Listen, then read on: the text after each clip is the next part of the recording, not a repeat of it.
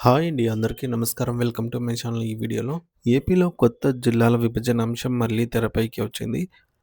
ఈసారి సీఎం ఆదేశాలతో తుది ఉత్తర్వులైతే జారీ. మరి పూర్తి వివరాలేంటో వీడియోలో తెలుసుకుందాము. వీడియో అయితే ఎక్కడే గానీ స్కిప్ చేయకుండా ఎండ్ వరకు చూసేయండి. అప్పుడే ఇన్ఫర్మేషన్ పూర్తిగా అర్థమవుతుంది. అలాగే వీడియో చూస్తున్న ప్రతి ఒక్కరు వీడియోకి లైక్ చేయండి ఫ్రెండ్స్. ఈ వీడియోని తోటి మిత్రులతో అయితే షేర్ చేయండి. కొత్తగా చూస్తున్నవారు ఇంకా ఎవరైనా మన ఛానల్ సబ్స్క్రైబ్ చేసుకోకుంటే వెంటనే మన ఛానల్‌ని సబ్స్క్రైబ్ చేసుకోండి. సో, దీని ద్వారా నేను చేసే లేటెస్ట్ వీడియోస్ అన్నీ మీ వరకు రీచ్ అవుతాయి. ఇక ఆలస్యం చేయకుండా వివరాల్లోకైతే వెళ్ళిపోదాము. ఫ్రెండ్స్, ఇక విషయానికొచ్చినట్టయితే ఆంధ్రప్రదేశ్ రాష్ట్రంలో పరిపాలనను ప్రజలకు మరింత చేరువ చేయటమే లక్ష్యంగా జిల్లాల పునర్విభజన ప్రక్రియలో కూటమి ప్రభుత్వం కీలకమైన మార్పులకు శ్రీకారం చుట్టింది.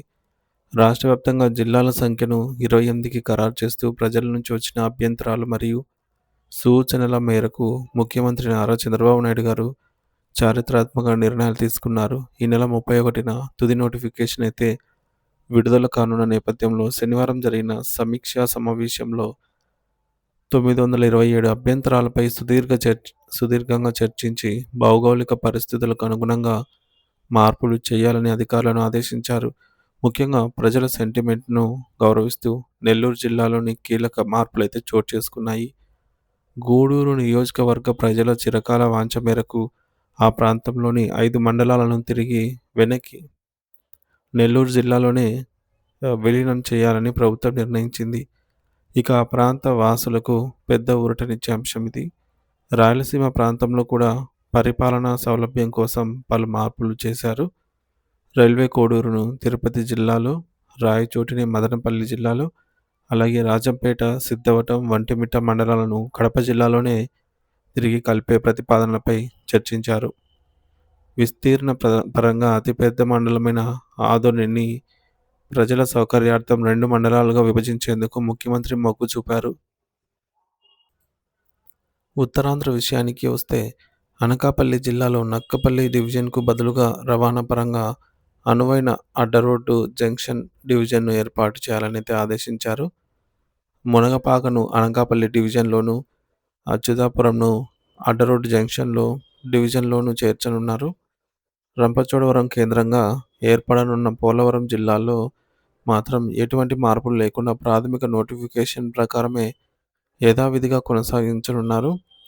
శ్రీకాకుళం జిల్లాలోని నందిగాం మండలాన్ని పలాస డివిజన్ నుంచి టెక్కలి డివిజన్‌కు, కాకినాడ జిల్లాలోని సామర్లకోటను పెద్దాపురం డివిజన్‌కు మార్చడం ద్వారా ప్రజలకు ప్రయాణ భారం అయితే తగ్గనుంది.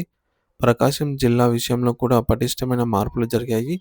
అద్దంకి రెవెన్యూ డివిజన్‌లోని అద్దంకి, బుల్లికుర్వ, అలాగే సంతమాలుగులూరు వంటి మండలాలను ప్రకాశం జిల్లాలో విలీనం చేయనున్నారు. అలాగే కందుకూరు డివిజన్‌లోని పలు మండలాలను తిరిగి ప్రకాశం జిల్లాకే కేటాయిస్తూ వరికుంటపాడు మరియు కొండాపురం మండలాలను మాత్రం కావలి డివిజన్‌లోకి అయితే మార్చారు. చిత్తూరు జిల్లాలో బంగారుపాలెంను చిత్తూరు డివిజన్‌కు, అలాగే చౌడేపల్లి మరియు పుంగనూరును మదనపల్లి డివిజన్‌కు మారుస్తూ నిర్ణయం తీసుకున్నారు. శ్రీ సత్యసాయి జిల్లాలో మడకశిరను కొత్త రెవెన్యూ డివిజన్‌గా ఏర్పాటు చేయనుండడం ఆ ప్రాంతం అభివృద్ధికి బాటలు వేయనుంది. ఈ సమీక్షా సమావేశంలో మంత్రులు అనగాని సత్యప్రసాద్, నారాయణ, అనిత గారితో పాటుగా రెవెన్యూ శాఖ ఉన్నతాధికారులు పాల్గొన్నారు. గత ప్రభుత్వం అశాస్త్రీయంగా జిల్లాలను విభజించిందని, తాము ప్రజాభిప్రాయాన్ని గౌరవిస్తూ పాలనను సులభతరం చేస్తున్నామని ప్రభుత్వం పేర్కొంది. డిసెంబర్ 31న తుది గెజెట్ విడుదలైన తర్వాత కొత్త జిల్లాల స్వరూపం పూర్తి స్థాయిలో అందుబాటులోకి అయితే వస్తుందన్నమాట. జిల్లా కలెక్టర్ కార్యాలయాలు మరియు పోలీస్ ఆఫీసులు సామాన్యులకు అందుబాటులో ఉండటం వల్ల సమస్యల పరిష్కారం వేగవంతమైతే కానుంది. సో, ఈ కొత్త భౌగోళిక మార్పుల ద్వారా ఆంధ్రప్రదేశ్ రాష్ట్రంలో సరికొత్త పాలనా శకం ప్రారంభం అయితే కాబోతోంది.